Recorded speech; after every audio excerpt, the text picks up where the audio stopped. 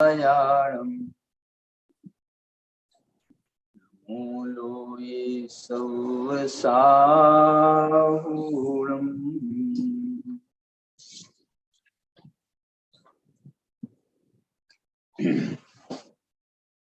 अभिवंदियोन शिरसा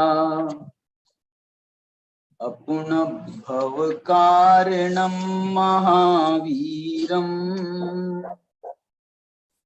ते सिंपयत्थ भंगम् मुखस्वोच्छामि।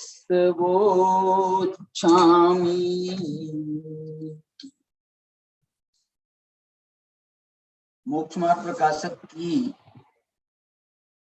पूर्णता करने की दिशा में ये व्याख्यान माला हमारी चल रही है।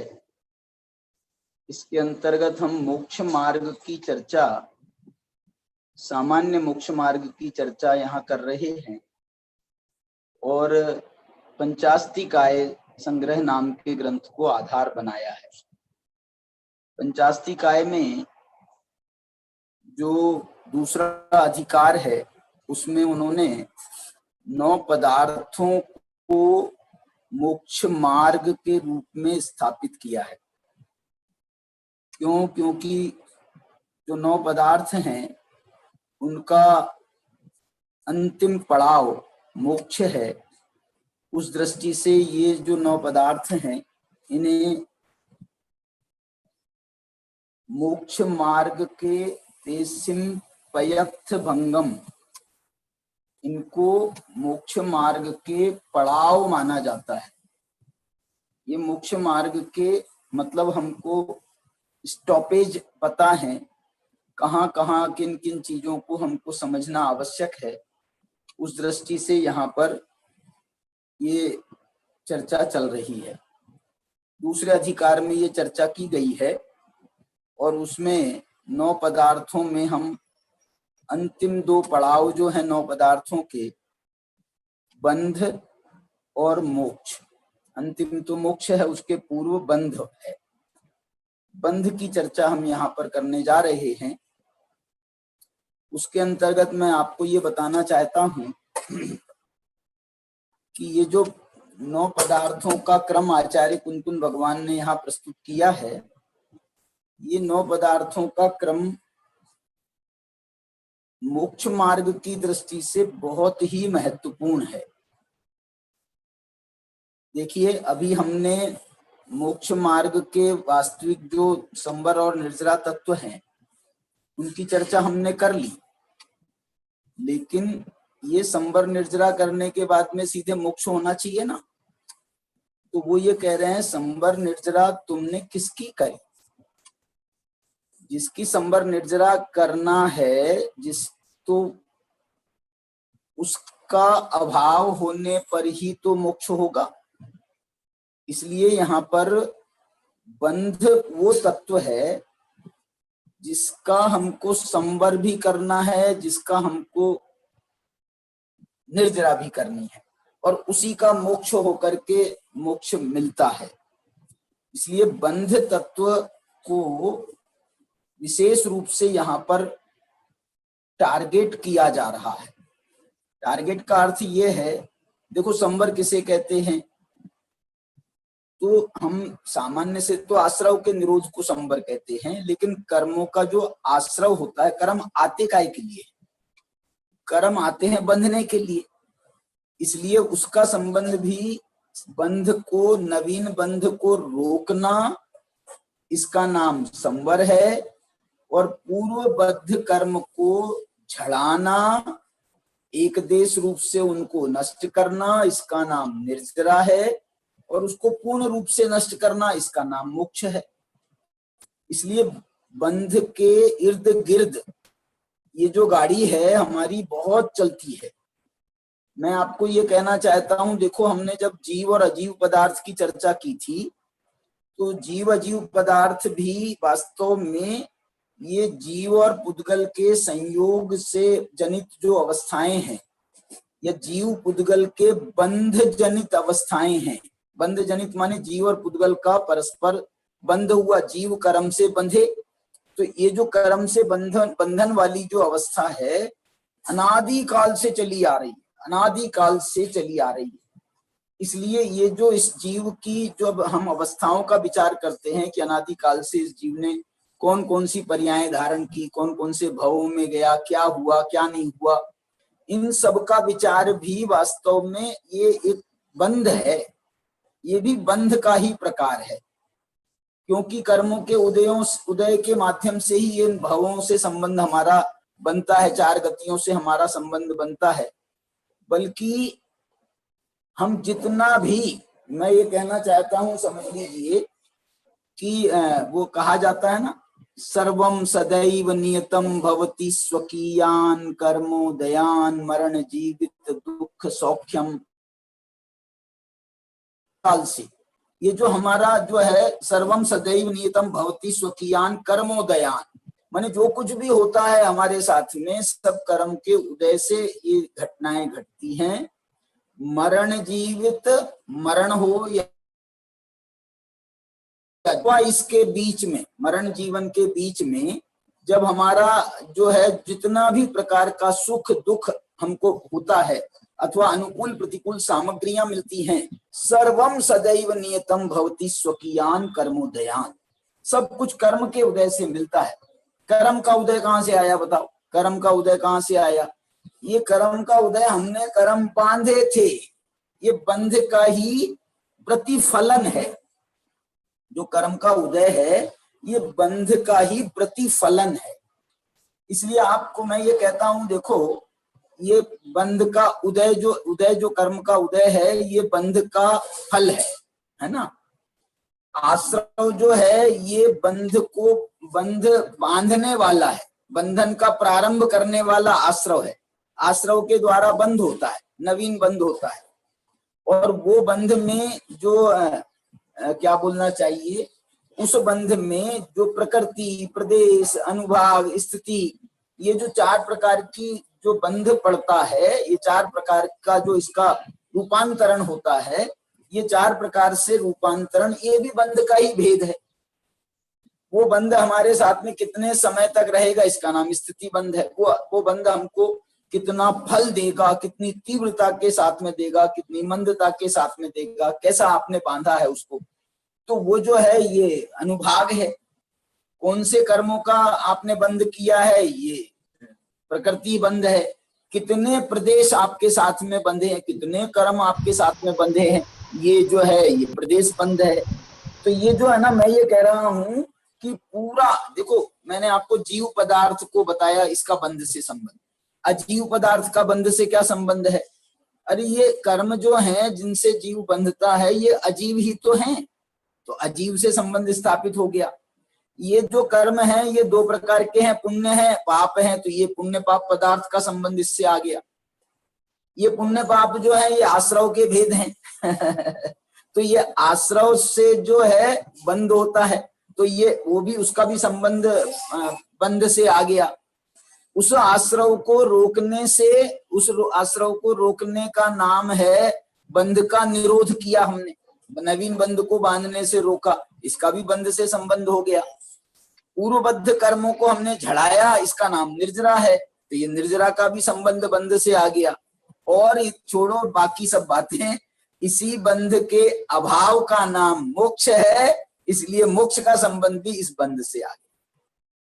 बंध बहुत जो है पूरी, जहां मोक्ष मार्ग हमारा टारगेट है, माने मोक्ष हमारा जो है अंतिम ध्येय है, अंतिम हमारा लक्ष्य है, हमारा साध्य है, वहीं ये जो है ना बंध से छूटना, बंध से छूटने का नाम मोक्ष है।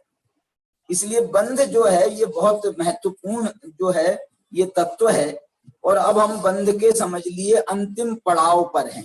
अंतिम पड़ाव से मेरा ये कहना है, देखो अब जो है ना संवर कर लिया हमने, बंध को, नया बंध को रोक दिया, निर्जरा कर दी हमने, निर्जरा तत्व हो गया ना, निर्जरा कर दी हमने।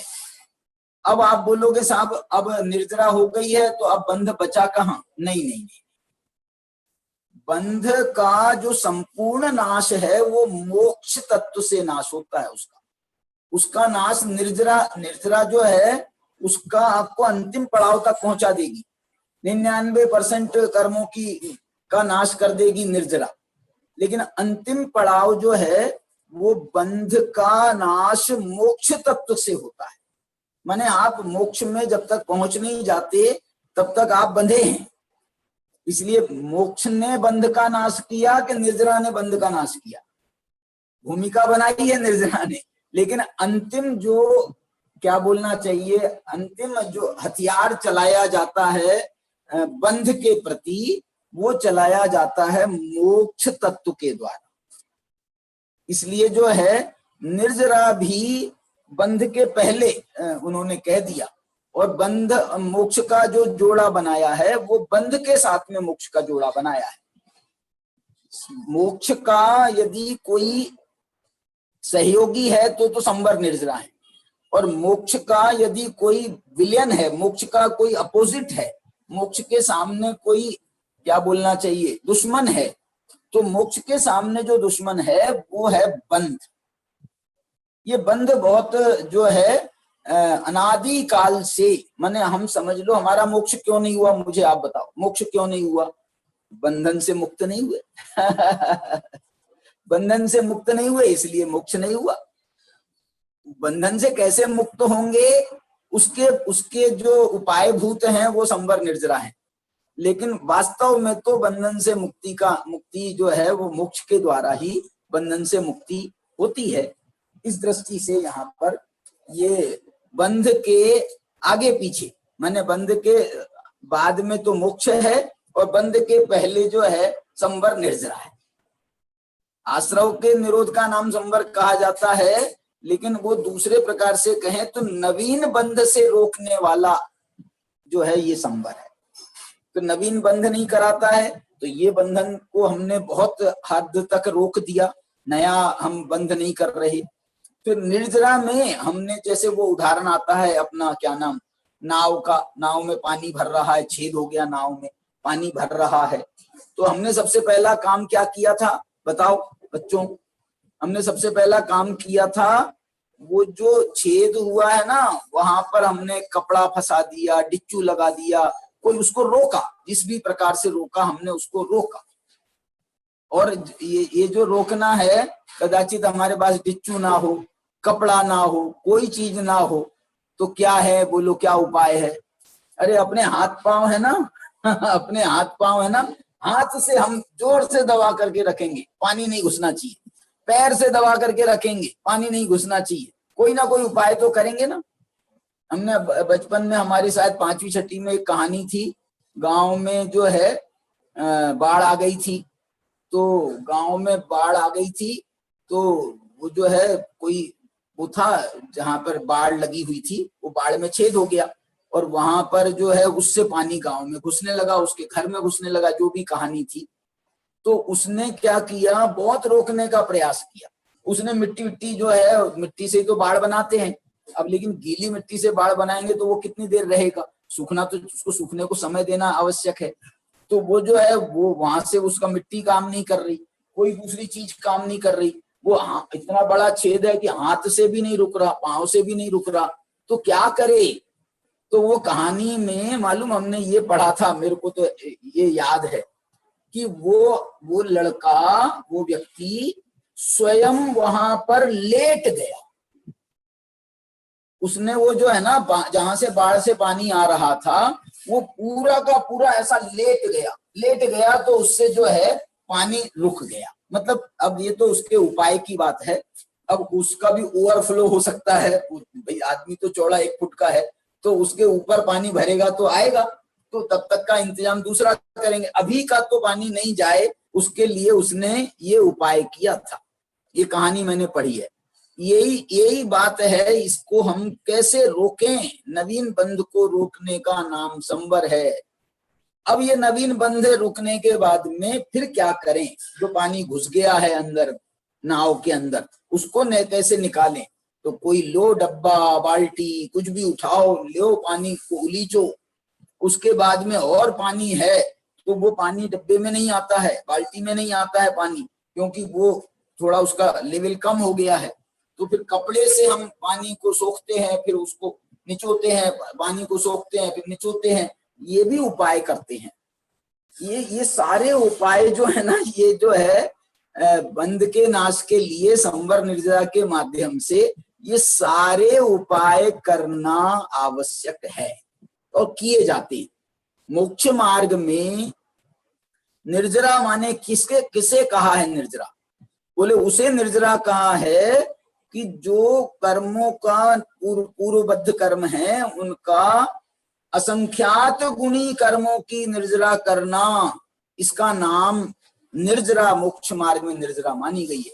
गुण श्रेणी निर्जरा भी जिससे कहा जाता है, या मोक्ष मार्ग भूत निर्जरा जिसे कहा जाता है। असंख्यात गुणी कर्मों की निर्जरा जिसके द्वारा होती है वो निर्जरा होती है। और मालूम है उसका अंतिम स्थान जो है वो अंतिम स्थान जिन माना गया। जिन माने जिनेंद्र भगवान भी वो कर्मों की निर्जरा करते हैं, क्योंकि उनके पास भी अभी बहुत कर्म बाकी हैं। जैसे हमारे आदिनाथ भगवान हैं, उनको तो 83 लाख पूर्व की अवस्था में उनको केवल ज्ञान हो गया। अब उसके बाद में 1 लाख पूर्व, 83 लाख में 1000 वर्ष बढ़ा दो आप, उसके 1 लाख पूर्व की अवस्था में उनको जो है 1 लाख पूर्व की अवस्था तक उनके पास में केवल ज्ञान रहा।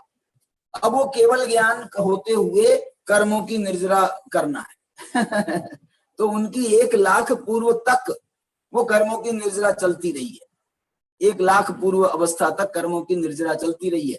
माने कितने कर्म जो हैं आदिनाथ भगवान के, भगवान बनने के बाद भी कितने कर्म उनके साथ में जुड़े हुए थे कि उन कर्मों का नाश कर, नया बांध नहीं रहे थे। देखना, आज भगवान होने के बाद में 13वें गुण स्थान होने के बाद में नया बंध नहीं कर रहे थे।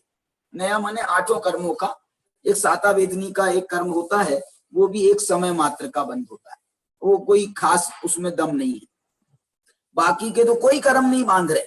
अब वो कोई कर्म नहीं बांध रहे हैं, ऐसी स्थिति में भी जो पूर्वबद्ध कर्म है, और मालूम है पूर्वबद्ध कर्मों में भी घातिया कर्म पूरा नष्ट कर चुके। घातिया कर्म की सत्ता भी नहीं है उनके पास में। अघातिया कर्म भी ये कितने देर तक चिपके रह सकते हैं, और इनके नाश करने का भी उपाय ये असंख्यात गुणी कर्मों की निर्जरा है, जिसे अपन गुण श्रेणी निर्जरा कह रहे हैं, वो उसके लिए वो उपाय रहा है। अब देखो, मैं ये कहता हूं ये निर्जरा के बाद में बंध आखिरी में भी रहता है। माने ये निर्जरा की प्रोसेस खत्म हो जाए, निर्जरा की प्रोसेस खत्म हो जाए, उसके बाद भी आखिरी झटका जो है वो मोक्ष के द्वारा लगता है। आखिरी जो है उसको वार मोक्ष के तत्व के द्वारा लगता है। क्या होता है आखिरी समय में, बिल्कुल आखिरी समय में जो है ना निर्जरा काम नहीं कर रही। निर्जरा माने असंख्यात गुणी कर्म की निर्जरा कैसे करेंगे, बचे ही नहीं है कर्म। असंख्यात गुणी कर्मों की निर्जरा आखिर में क्यों करेंगे, कैसे करेंगे? तो कर्म ही नहीं बचे हैं, अब एक समय मात्र का बचा है खेल। तो उस समय में जितना भी कर्म का उदय रहता है वो कर्म का उदय स्वयं उदय में आता है, और उसके बाद में खेल खत्म माने उसके बाद में खेल खत्म, और भगवान जो है वो एकदम हल्के एकदम हल्के हो गए। ना कर्म रहे, ना उनको द्रव्य कर्म रहे, ना नो कर्म रहे। भाव कर्म का तो पहले ही नाश हो गया था, शरीर भी नहीं रहता फिर, और जो है बिल्कुल हल्के होकर के कर्म भी नहीं रहते हैं, शरीर भी नहीं रहता है, ना आयु कर्म है, ना कुछ है, ना कुछ है, ना कुछ है, और बस हल्के होकर के सीधे ऊर्ध्वगमन करते हैं सीधे ऊर्ध्वगमन करते हैं। माने जैसे संसार से मुक्त हुए, तो जैसे है ना, अब इससे मुक्त होने का तो हम पूरी तरह से उद्यम ही कर रहे थे। कितने हजारों, आदिनाथ भगवान को 1 लाख पूर्व की अवस्था थी, माने बहुत बड़ा काल था, हजारों लाखों वर्ष का काल था। जिस मोक्ष के लिए उनका ये सारा उद्यम चल रहा था, वो मोक्ष मिला वो मोक्ष मिला, और एक समय में जाकर के सिद्धालय में जाकर के विराजमान हो। इस संसार में जो है ना, मुक्त जीव एक समय भी नहीं रहना चाहता है। जिस समय में उसका यहाँ संसार से मुक्ति होती है, उसी समय में वो जाकर के सिद्धालय में विराजमान हो जाता है। उसको समय भेद नहीं माना गया है, उसमें समय भेद नहीं माना गया है। यहाँ से मुक्ति का और वहां सिद्धालय पहुंचने का समय भेद नहीं माना गया है। समय भेद माने एक समय भी उसमें एक्स्ट्रा नहीं माना गया है। जिस समय हुआ है मोक्ष यहाँ पर, उसी समय में वो सिद्धालय में विराजमान भी हो गए। बीच में भी जो है 7 राजू पार कर लिया उन्होंने, क्योंकि समय लगना नहीं है। एकदम गमन तो हुआ है, गमन हुआ है। ऐसा नहीं हुआ है कि यहाँ पर मोक्ष हो गया और वहां जाकर के ऐसे अचानक पैदा हो गए। ऐसे अचानक पैदा नहीं हुए, गमन तो हुआ है उनका। उनने भी वो जो है क्या बोलते हैं उसको, श्रेणी से, वो जो है प्रदेशों की श्रेणियों से उनका भी गमन हुआ है। 7 राजू बाकायदा गमन हुआ है। और ये ताकत भगवान की है, भगवान की ताकत तो है ही। मैं ये कहता हूं कि पुद्गल परमाणु भी, जो सूक्ष्म पुद्गल परमाणु होता है ना, उसकी भी ताकत इतनी मानी गई है कि वो भी एक समय में 14 राजू गमन कर सकता है। वो बिल्कुल अधोलोक के निचले भाग में हो और सिद्धालय के ऊपर अगले समय में पहुंचना हो, तो एक समय में वो पुद्गल परमाणु की इतनी ताकत है। वो भी शुद्ध है ना पुद्गल परमाणु, कोई दूसरे पुद्गलों से जुड़ा हुआ नहीं है, स्कंध नहीं है, शुद्ध है, बिल्कुल क्या बोलना चाहिए, छूटा हुआ है। तो इसलिए वो ना कहीं से अड़ता है, ना कोई उसको अड़ाता है, ना वो दूसरे को अड़ता है, ना दूसरा उसको अड़ाता है। इसलिए 14 राजू गमन करता है। बीच में तुम्हारा सुमेरु पर्वत आ जाए तो सुमेरु पर्वत उस पुद्गल परमाणु को भी नहीं रोक सकता। इतना सूक्ष्मता को वो प्राप्त होता है पुद्गल परमाणु। जीव अमूर्त जीव प्रवेश कर जाए वो तो ठीक है, लेकिन यहाँ तो मूर्त पुद्गल परमाणु भी उसको रोकने में, कोई पदार्थ लोक का उसको रोकने में समर्थ नहीं है। इतनी जो है ना ताकत मानी जाती है, शुद्धता की इतनी ताकत है, ये शुद्धता की, पवित्रता की, वो बात यहाँ पर कह रहे हैं। मैं आपको ये जो है बंध पदार्थ का व्याख्यान 3 गाथाओं में यहाँ पर पंचास्ती काय में किया गया है, 147, 148 और 149, 49 कह दो, 49 कह दो। तो ये जो है ना 3 गाथाओं में ये बंध पदार्थ का व्याख्यान है। और मैं ये कहता हूं कि ये वो व्याख्यान है जिस व्याख्यान का प्रभाव सर्वत्र गया है। मैंने तत्वार्थ सूत्र से लेकर, द्रव्य संग्रह से लेकर, चैडाला, मोक्षमार्ग प्रकाशक, सर्वत्र ये इसका व्याख्यान गया है, पंचास्ती काय का व्याख्यान। क्योंकि इस प्रकार से 9 पदार्थों का व्याख्यान समय सार ने भी किया है, लेकिन समय सार ने तो आध्यात्मिक दृष्टि से उसका व्याख्यान किया है। आगम शैली से जो व्याख्यान की पद्धति रही है वो यहाँ रही है। ये पंचास्ती काय में उन्होंने उस शैली से व्याख्यान किया है। अब देखिए, किसे कहते हैं बंध पदार्थ की बात कर रहे हैं, तो देखो बंध को बता रहे हैं। 147 गाथा पढ़ता हूं, आपके स्क्रीन पर भी है। इसका हेडिंग है अथ बंध पदार्थ व्याख्यानम। अब बंध पदार्थ का व्याख्यान करते हैं। तो सबसे पहले क्या करते हैं, बंध स्वरूप आख्यानम एतत्, बंध स्वरूप का आख्यान करते हैं। देखो ऊपर लिख रहे हैं बंध पदार्थ का व्याख्यान करते हैं, और नीचे लिख रहे हैं बंध के स्वरूप का आख्यान करते हैं। ये व्याख्यान और आख्यान क्या है? देखो ये जो ऊपर वाला व्याख्यान है ना, उसमें वी उपसर्ग लगा हुआ है, तो विशेष प्रकार से आख्यान करने का नाम है व्याख्यान। तो विशेष प्रकार से आख्यान क्या है? तो बोले विशेष पदार्थ से आख्यान जो है वो हमने एक बंध पदार्थ को चुना है, और उस बंध पदार्थ पर हम पूरा अपना व्याख्यान करने वाले हैं, विशेष जो है उसका कथन करने वाले हैं। यहाँ पर जो इस गाथा का जो मुख्य बिंदु है वो इसमें ये कहा है, बंध पदार्थ की बहुत सारी चर्चा होगी, बंध पदार्थ की बहुत सारे प्रकार से चर्चा होगी। तो बोले सबसे पहले हम बंध के स्वरूप की चर्चा करते हैं।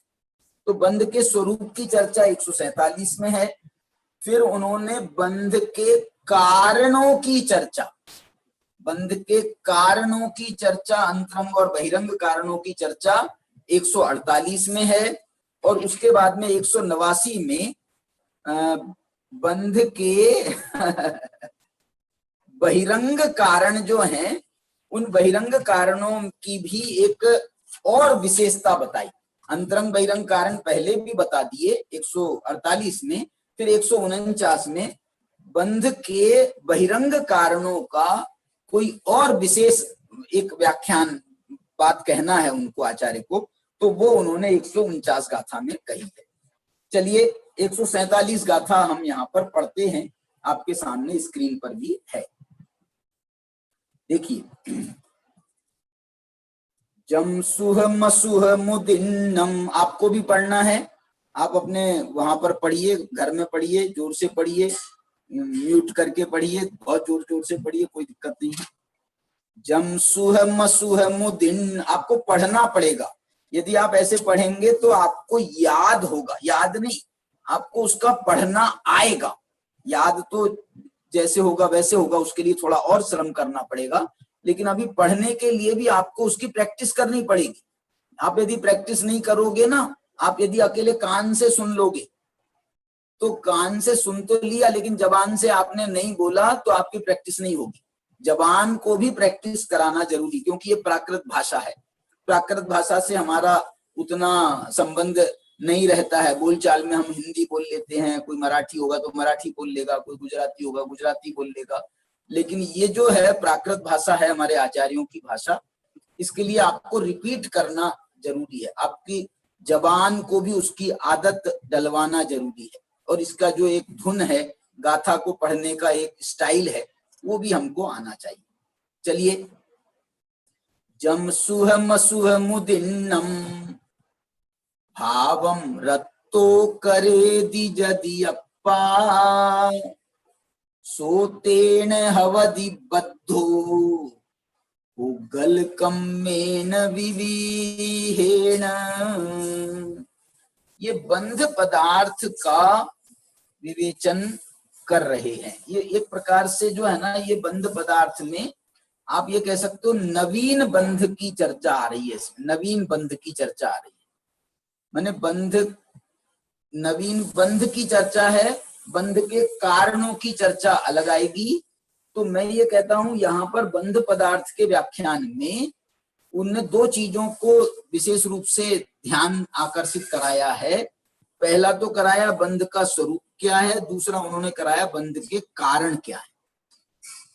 और बंध का स्वरूप माने ये बंध कैसे होता है, बंध कैसे होता है, इसका नाम है बंध का स्वरूप।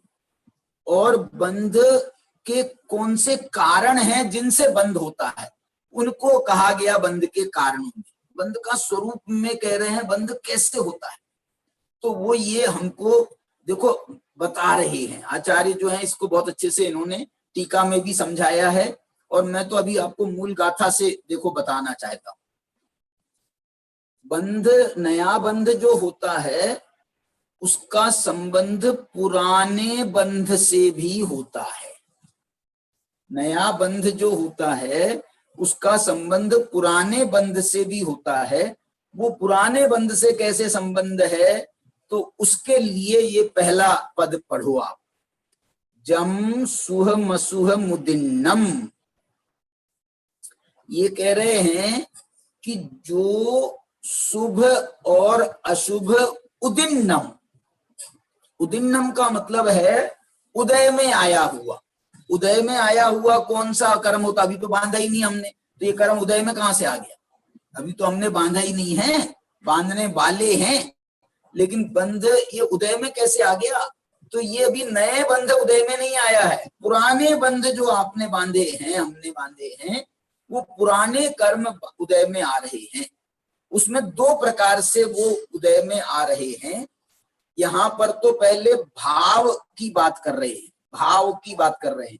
माने जो जम सुह मसुह मुदिन्नम भावम, क्या कह रहे हैं कि जो शुभ और अशुभ भाव हम करते हैं, जो अशुभ और अशुभ भाव हम करते हैं, ये शुभ अशुभ जो भाव होते हैं ना, ये शुभ अशुभ भाव ये पूर्व कर्मों के उदय से होते हैं। पूर्व कर्म के उदय से हमको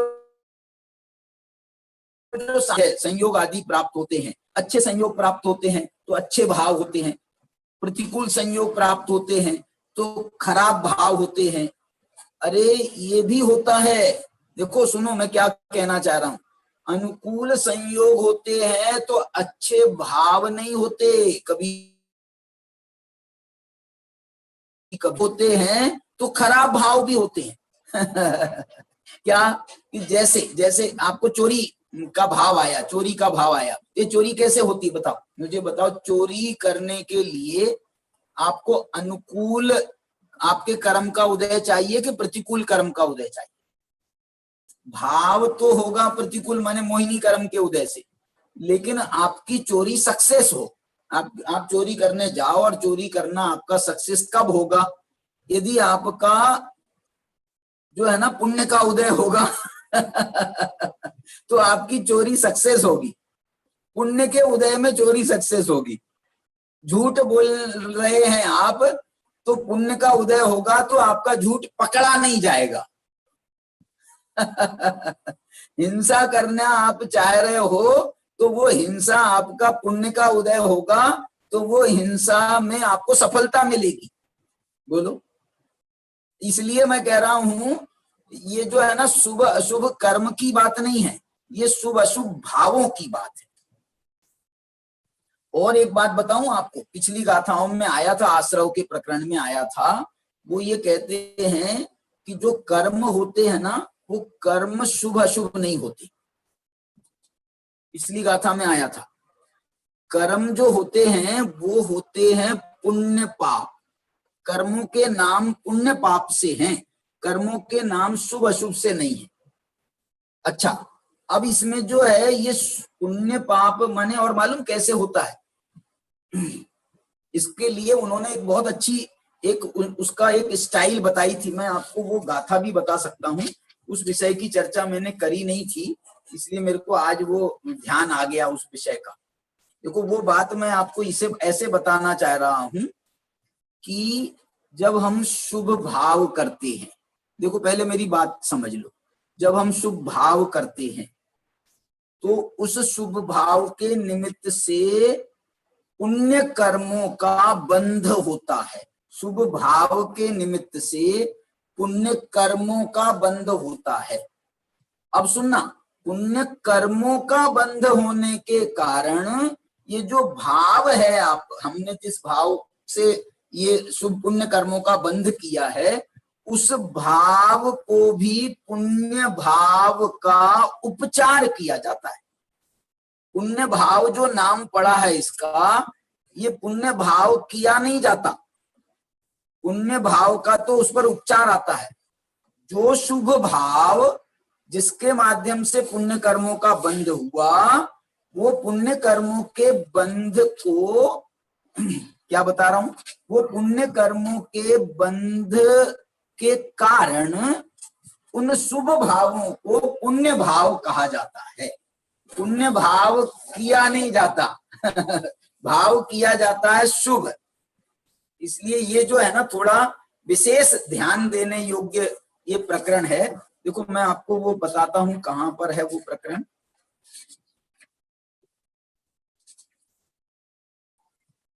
144 गाथा थी, 140।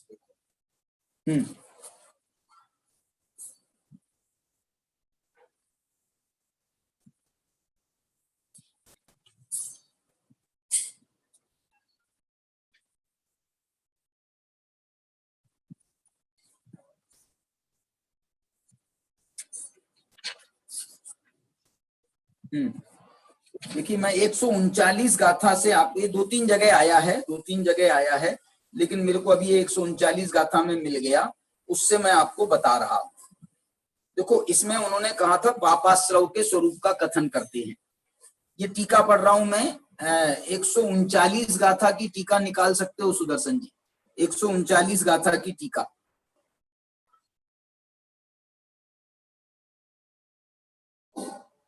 सुदर्शन जी ये 139 गाथा की टीका निकालो।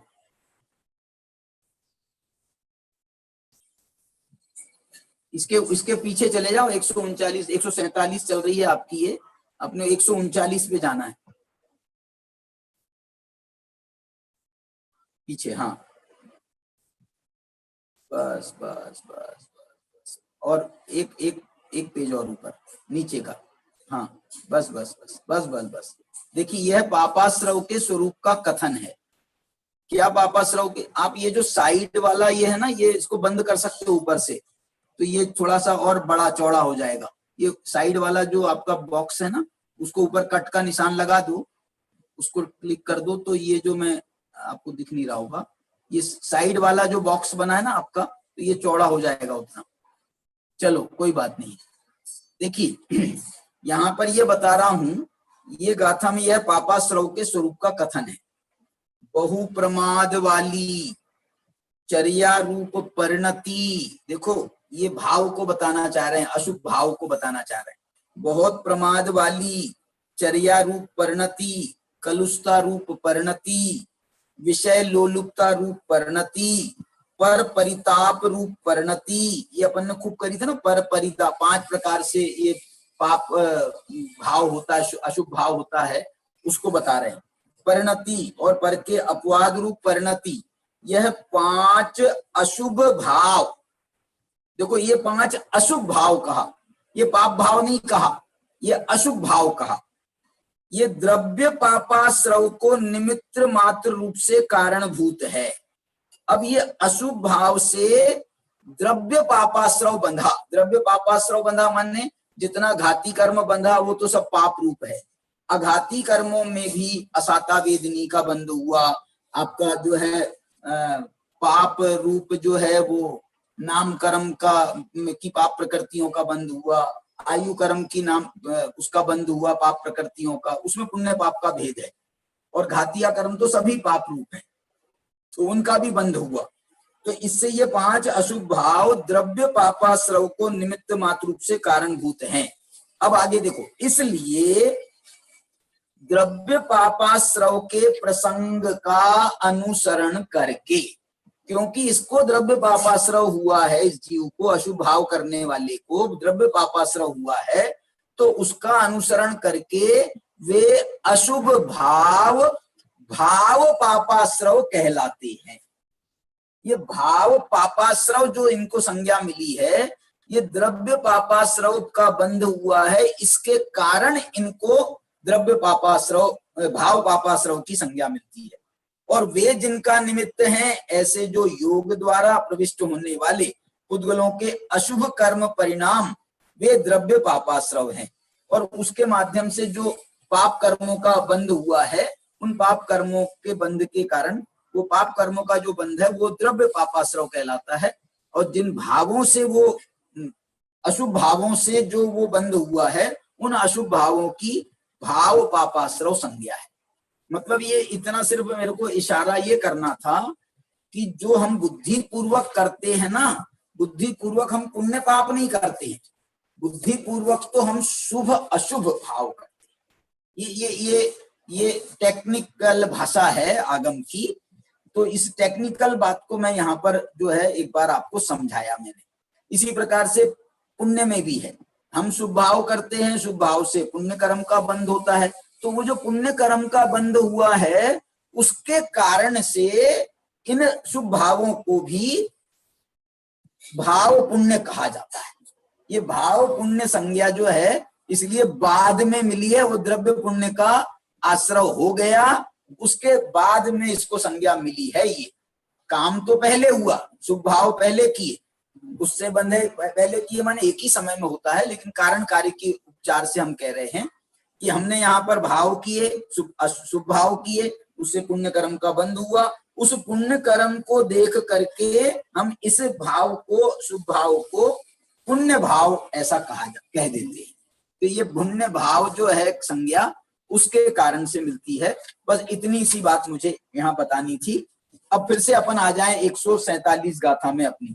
147 गाथा जो कह रही है, वो ये कह रही है कि जो शुभ अशुभ उदिन्नम भावम, माने पूर्व कर्मों के उदय के निमित्त से जो हम शुभ अशुभ भाव करते हैं, ये शुभ अशुभ भाव जो हैं इनके द्वारा बंध होता है।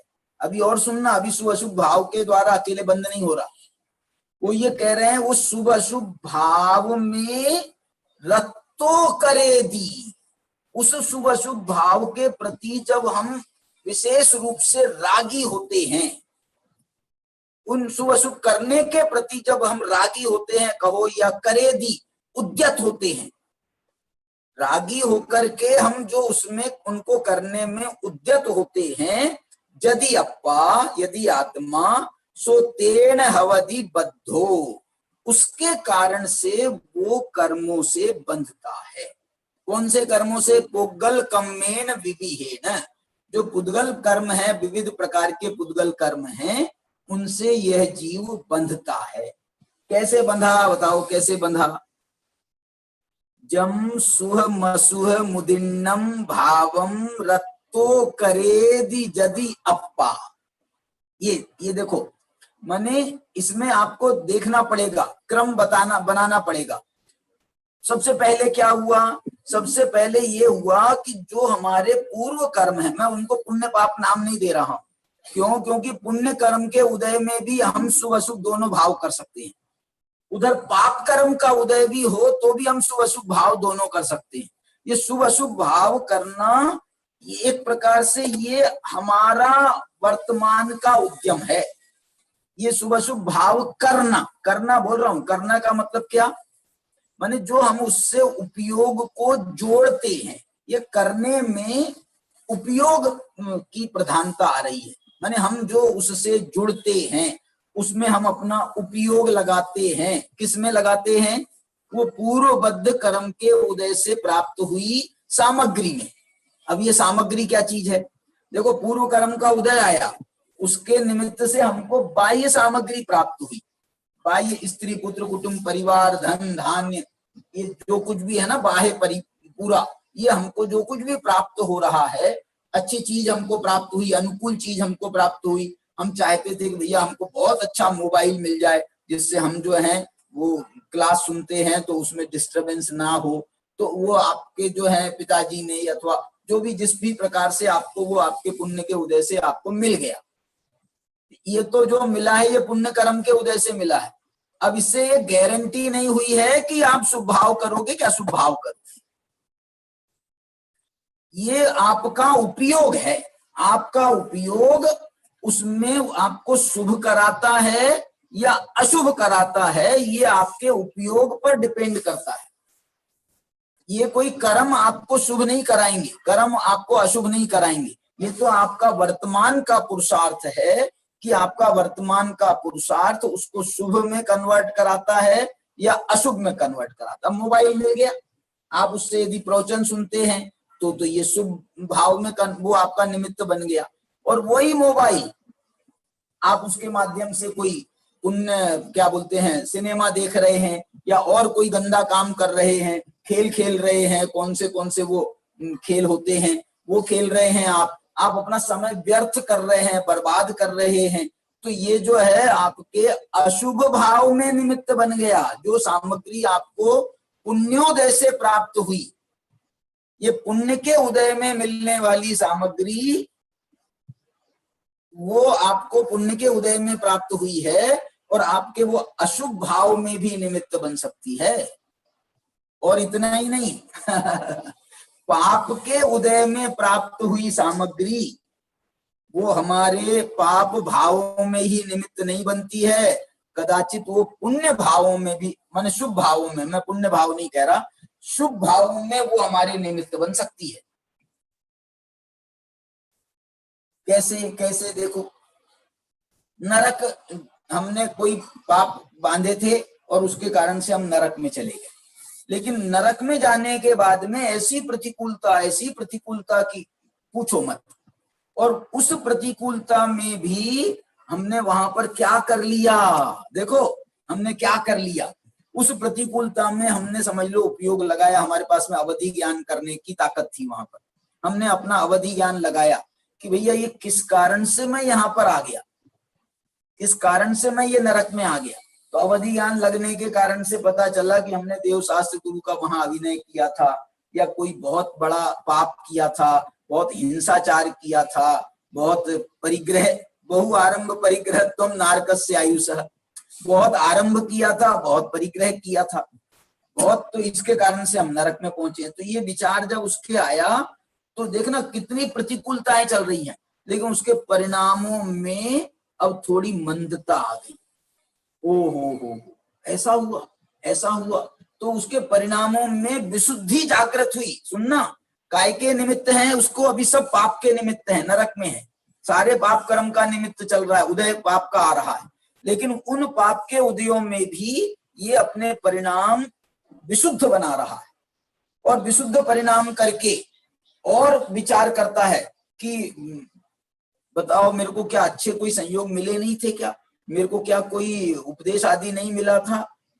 तो उसको ध्यान, उसका उपयोग जाता है, अवधि ज्ञान जाता है, ना ना ना ना, तेरे को तो बहुत संयोग मिले थे, बहुत संयोग मिले थे, भगवान के समोसरण में जाने को मिला था, वहां उपदेश सुना था तूने, अच्छा अच्छा। फिर विचार करता है आगे, अच्छा उपदेश सुना था तो क्या सुना था मैंने, ध्यान आ सकता है मेरे को पता चल सकता है। तो अवधि ज्ञान है उसके पास में, जाति स्मरण भी हो सकता है उसको, तो उससे उसको वो भी सुनाई देता है कि मैंने ये भगवान का उपदेश सुना था, उसमें ये तत्व ज्ञान की बात सुनी थी, ये अच्छी अच्छी बातें भगवान ने बताई थी। ये जब सब उसके ध्यान में आता है तो उस ध्यान से उसका उपयोग इतना रम्मान होता है, ये भगवान ने अपनी दिव्य ध्वनि में मुझे मेरे भगवान आत्मा का स्वरूप भी बताया था। मेरा भगवान आत्मा तो परम पवित्र है, इतनी अपवित्रता, इतने पाप पुण्य के उदय के बीच में भी मेरा आत्मा परम पवित्र बैठा हुआ है। मैं अपने आत्मा का आश्रय करूं तो मुझे सम्यक दर्शन की प्राप्ति हो सकती है, ऐसा भगवान की वाणी का उसको स्मरण आता है। इतने पाप के बीच में, नरकों में, इतनी प्रतिकूलता के बीच में उसके परिणाम विशुद्ध होते हैं।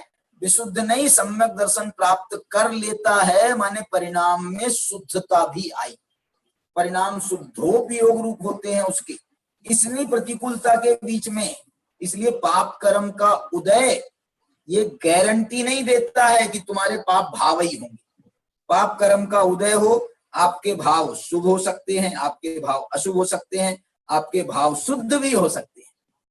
और पुण्य कर्म का उदय हो तो गारंटी नहीं है कि आपके भाव शुभ ही होंगे। पुण्य कर्म के उदय में अधिकांश मिथ्या दृष्टि के भाव तो पाप ही होते हैं। स्वर्ग में जाते हैं मिथ्या दृष्टि, वहां जाकर के जो है वो फिर मस्त हो जाते हैं, रम जाते हैं, देवांगनाएं मिल गई, अप्सराएं मिल गई, और घूमने फिरने को साधन मिल गया, सारी अनुकूलता मिल गई। जो जवान से शब्द नहीं निकलता है कि सारा का सारा उनके पुण्य के उदय से सामग्री सामने आ जाती है, तो खूब पाप पाप पाप पाप पाप पाप में लग जाता है। कभी अकाम निर्जरा करे, भवन त्रिक में सुरतन धरे, विषय चाह दावा नल दह्यो, देखो वहां पर ये पाप भाव किया, विषय की चाह की दावा नल में निरंतर चलता रहा चलता रहा चलता रहा। विषय चाह दावा नल दयो, और मरत विलाप करत दुख सह्यो। और मरते समय में जब सब पुण्य जो छूटने लगा, पुण्य सामग्री छूटने लगी, तो भाई साहब रोने बैठ गए। अरे अपने आत्मा के कल्याण की बात का विचार किया करता तो ये रोने की नौबत नहीं आती। देखो सम्यक वो वहां पर मिथ्या दृष्टि होकर के स्वर्ग गया, तो वहां स्वर्ग में जाकर के पाप बांधा, और किसी कारण से नरक चला गया, और नरक में जाकर के जब ये सब विचार करता है, जाति स्मरण करता है, अवधि ज्ञान का निमित्त जुटाता है, तो उससे जो है सम्यक दर्शन भी प्राप्त कर लेता है। इसलिए पुण्य पाप का उदय ये गारंटी नहीं देता है कि हमारे भाव शुभ या अशुभ हों। इसलिए ये कह रहे हैं जम सुहम असुहम उदिन्नम भावम, उदिन्नम में तो पुण्य पाप का उदय है, और उस पुण्य पाप के उदय में जो हम शुभ अशुभ भाव करते हैं और उन भावों में हमारी कितनी रक्तता होती है, माने हम कितने जुड़ते हैं उसमें, कितने रागी होते हैं, द्वेषी होते हैं। अगली गाथा में कहने वाले हैं उसमें कि रति करते हैं, राग करते हैं, द्वेष करते हैं या मोह करते हैं। ये रत्तों का विस्तार करने वाले हैं आगे गाथा में 148 में। रत्तो करेंगे माने रति भी करेंगे, रत्तो करेंगे तो रागी भी होंगे, रत्तो करेंगे द्वेषी भी होंगे, रत्तो करेंगे तो उसमें मोही भी होंगे। यहाँ पर एक ही शब्द डाला है। तो शुभ अशुभ भाव में हमारी कितनी रक्तता होती है। और ये रत्तो अकेला शब्द नहीं है, करेदी माने हम कितना राग करते हैं, ये बुद्धि पूर्वक करने की बात है, बुद्धि पूर्वक करने की बात है। नहीं तो कर्म का उदय जो है ना, जबरदस्ती हमसे कोई भाव नहीं कराता है। कर्म का उदय हमसे बिल्कुल जबरदस्ती राग नहीं कराता है। कर्म का उदय देखो डायरेक्ट तो मिलता नहीं, कर्म का उदय हमको ये अनुकूल प्रतिकूल सामग्री के माध्यम से मिलता है। तो ये अनुकूल प्रतिकूल सामग्रियां हमको जबर क्या बताओ मेरे को, ये अनुकूल सामग्री से हमको जो है कोई ये मोबाइल मिला तो ये मोबाइल हमको जबरदस्ती कराता है क्या कि पाप करो, इसको देख करके तुम सिनेमा देखो, इसको देख करके तुम खेलो, इसको देख करके तुम ऐसा करो, तुम ऐसा करो, इसमें और गंदी गंदी बातें भरी हैं, तो आपको जबरदस्ती जो है वो लगाता है क्या जबरदस्ती? बिल्कुल नहीं। ये हमारा स्वतंत्र अधिकार है और उस अधिकार से हम वर्तमान में अशुभ भाव कर रहे हैं। नहीं तो पाप का उदय हो, गरीब होते हैं तो गरीब क्या सम्यक दृष्टि नहीं होते? गरीब होते हैं तो क्या उनके पुण्य भाव नहीं होता? गरीब, अरे मैं तो नारकियों का सिद्ध कर दिया आपको, तो गरीब तो कुछ बात नहीं है, कोई गरीब नहीं है, सब करोड़पति हैं। क्यों करोड़पति हैं? अरे सबके हाथ पांव आंख नाक कान ये जो है करोड़ों करोड़ों की संपत्ति है हर एक जीव के पास में, हर एक मनुष्य मात्र के पास में। उसका एक एक अंग जो है वो करोड़ों का है।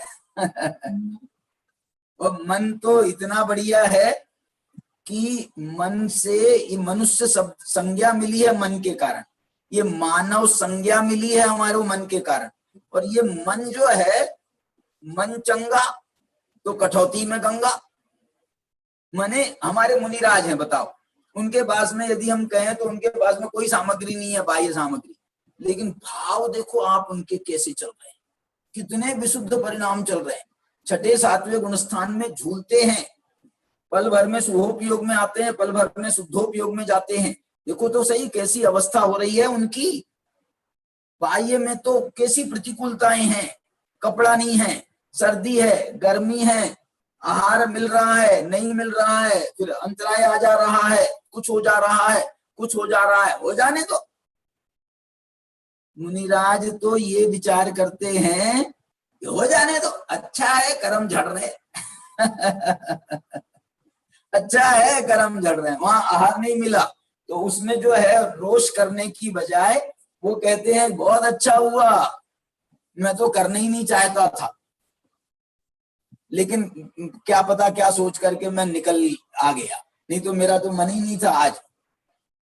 और आचार्य महाराज से मैंने कहा भी था, आचार्य महाराज मेरा मन है मैं आज उपवास कर लूं, लेकिन आचार्य महाराज ने नहीं नहीं नहीं तुम्हारी तबीयत गड़बड़ हो जाती है, तुम तो जाओ, तुम थोड़ा बहुत लेकर के आ जाओ, कोई बात नहीं जाओ।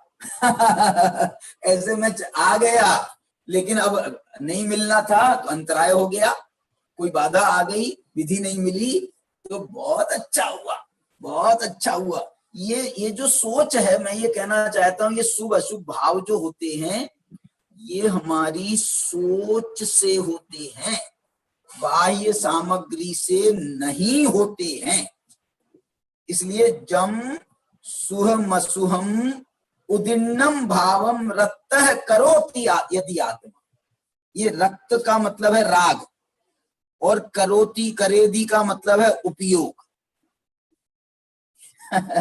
जब राग रूप उपयोग करता है, द्वेष रूप उपयोग करता है, शुभ रूप भाव करता है, अशुभ रूप भाव करता है, ये उपयोग में उसका जब परिणमन करता है, सोतेन हवदि बद्धो, फिर उस भाव के कारण से, आपके ऐसे उपयोग के कारण से वो जो है पुद्गल कम्मेन विविहेन, अनेक प्रकार के पुद्गल कर्मों से ये जीव बंधता है। ये जीव के बंधन की ये जो है बहुत संक्षिप्त कहानी, एक बहुत संक्षिप्त कहानी, आख्यान, बंध स्वरूप आख्यानम एतत्, ये बंध के स्वरूप का आख्यान यहाँ पर बताया। अभी कारण जो है अभी और गिनाएंगे। ये शुभ अशुभ भाव करते हैं, ये तो कारण है ही, इसमें और कौन से कारण बनते हैं? तो योग का निमित्त बनता है, मन वचन काय का निमित्त बनता है, और राग द्वेष मोह का कारण बनता है।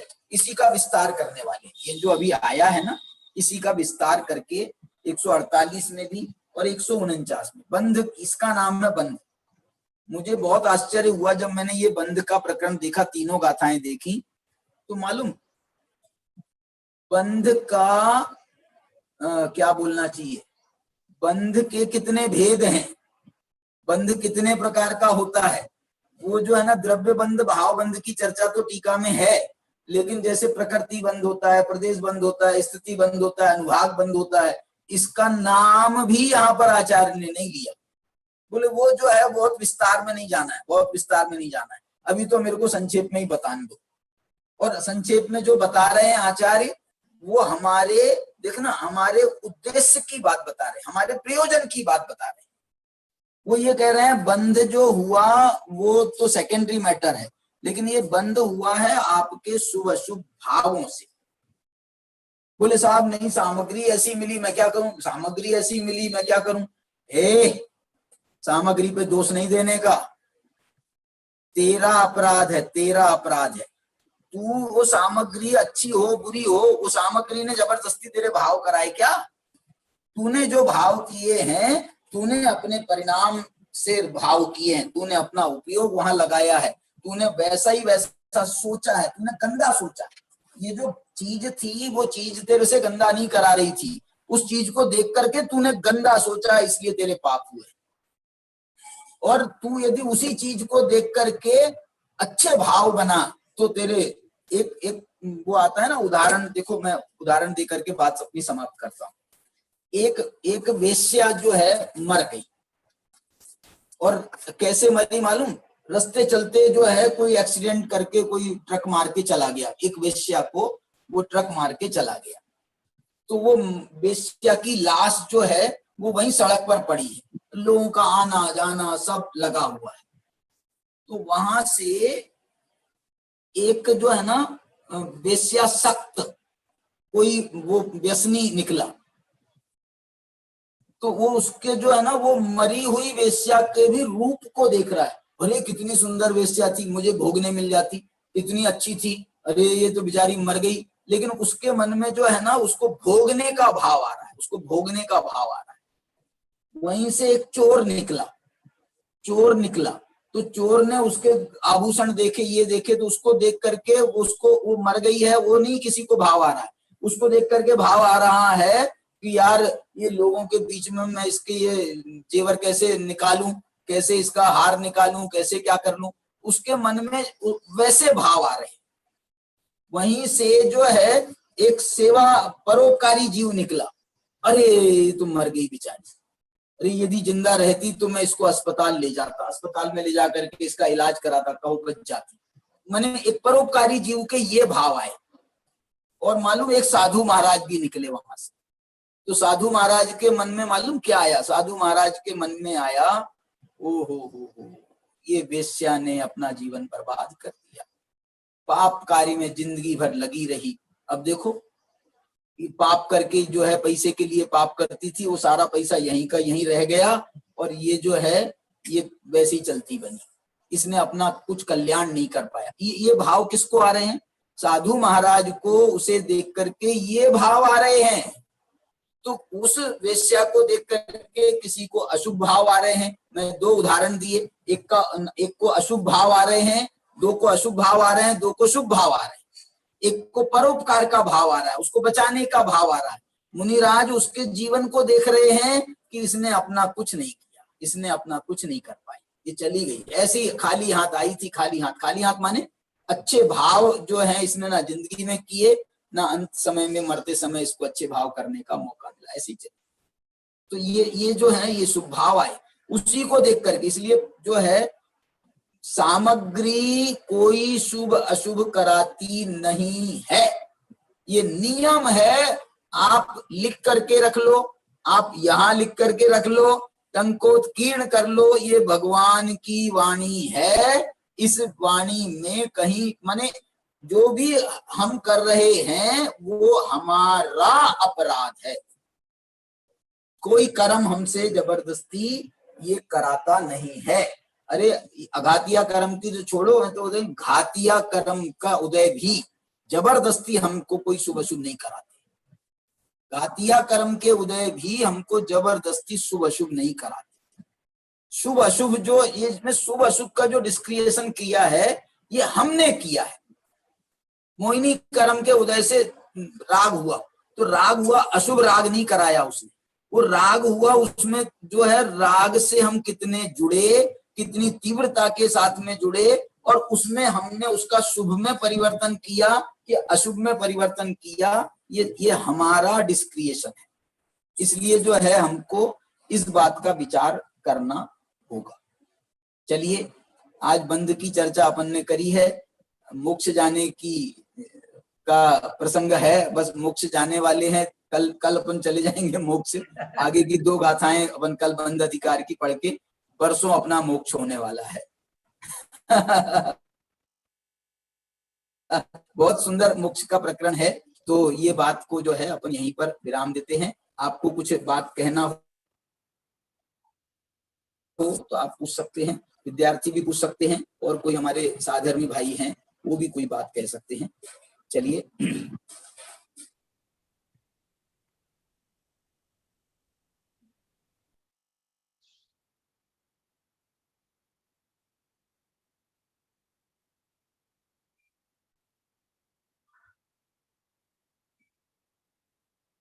अब क्या आवाज बंद हो गई चाचा? आवाज बंद हो गई। आवाज बंद हो गई, अरे सॉरी। हाँ, कोई कुछ बोल रहा है क्या? हमारे प्रदीप जी महाजन हमारे साथ में जुड़े हैं, हमारे राकेश शास्त्री जुड़े हैं, मंदार जी जुड़े हैं, राजेश जैन जुड़े हैं, अरुण भैया मोदी जुड़े हैं, अशोक भैया दिल्ली से जुड़े हैं, राजेश भैया जुड़े हैं, तरुण जी, सीमा जी, सुरेश डायमंड जी, डॉक्टर महेश जी हमारे साथ में, डॉक्टर विमल जी, बहुत सारे लोग हमारे साथ में जुड़े हैं। सभी को जय जिनेन्द्र, और हमारे सब विद्यार्थियों को भी जय जिनेन्द्र। आइए जिनवाणी स्तुति करा। हाँ, प्रियांश जैन मऊ। हाँ ओ बेटा। अरुण जी कुछ कह रहे हैं क्या? अरुण मोदी जी को अनम्यूट करना।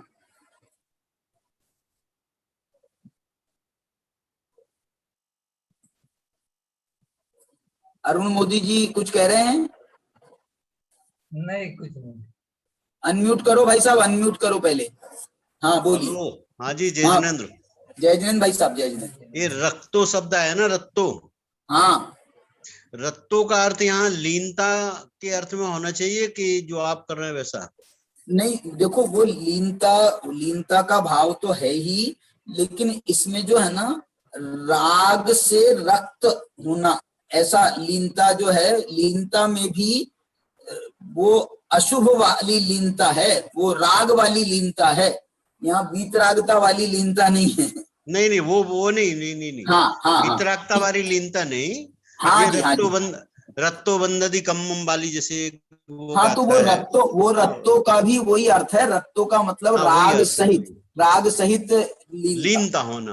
हाँ, उसमें राग सहित लगना, लीनता होना, वही अर्थ है वो। नहीं, ठीक है, ठीक है, ठीक है, ठीक है। चलिए, बहुत अच्छा। चलो बेटा, प्रियांश जी। जिनवाणी स्तुति।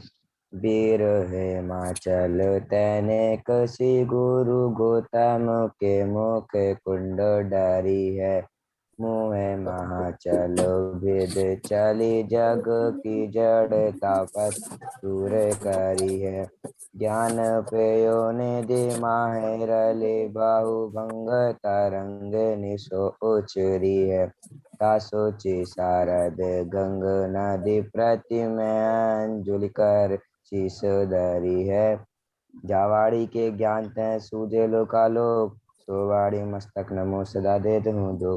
सब लोग 3 वाक्य का आंसर करें।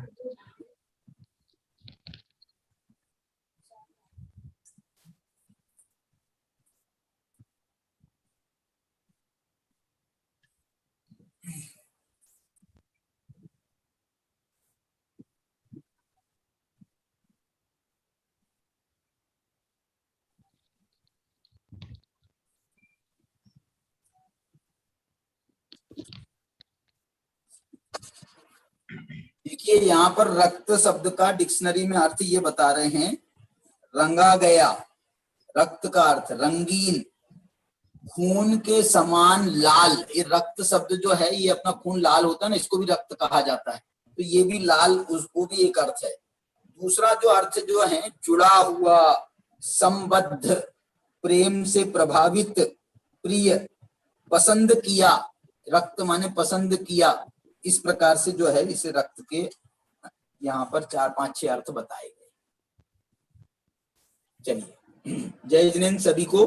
जय जिनेन्द्र। हाँ जी, कल मिलते हैं अपन आगे की गाथा के लिए 9 बजे कल सुबह। कल जिनवानी स्तुति अथर्व जैन मऊ करेंगे बेटा। अथर्व जी तैयार रहें।